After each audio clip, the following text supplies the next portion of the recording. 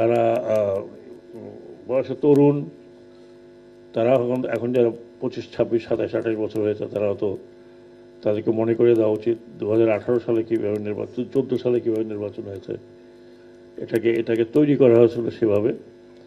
এবং সেই তৈরি করার পর 2018 সালে যে নির্বাচন হয়েছে এটা আরও ইউনিক, এবং তারপরে লাস্ট নির্বাচনটা হয়েছে তার চেয়ে তো ইউনিক।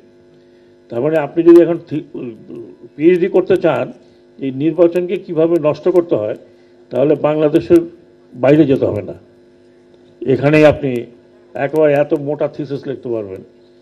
এবং আমি জানি না এই থিসিস কোত্থেকে আসছে, বাইরের থেকে আসছে না আমরা নিজেরাই উদ্ভাবন করেছি।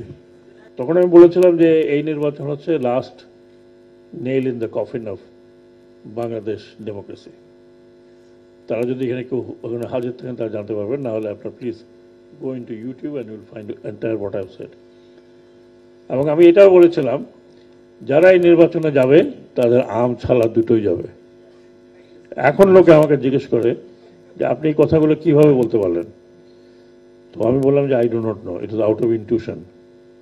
এখন আম ছালা গেছে কিনা আপনারা দেখেন।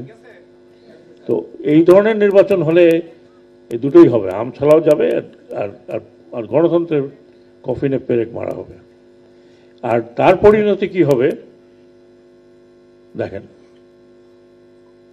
দেখেছেন আপনারা, এটা আমি রিপিট করতে চাই না। তো আমি আশা করি যে আগামী যে ভোট ইলেকশনটা হবে সেই ইলেকশনটা যারা পার্টিসিপেট করবেন দে হ্যাভ টেকেন লেসন, তারা নিশ্চয়ই এখান থেকে শিক্ষা নিয়েছেন। যদি শিক্ষা না নিয়ে থাকেন তাহলে ইজ ভেরি আনফর্চুনেট। আর নির্বাচন হওয়ার বা নির্বাচনের ক্ষমতায় আসার পরে যা হয়েছে প্রত্যেকটি স্ট্রাকচার ধ্বংস করে গেছে। আগে আমি বাইরে থেকে বলতাম, এখন আমি ভেতর থেকে দেখছি। তো আমার আপনাদের কাছে অনুরোধ যে আপনারা আপনাদের ভোটটা যাতে হাইজ্যাক না হয় এটা দেখবেন আগামীতে। এবং আপনারা ভোটার রাইট, আপনার রাইট, এই রাইটটা আপনাকে স্ট্যাবলিশ আপনাকেও করতে হবে এবং করতে হবে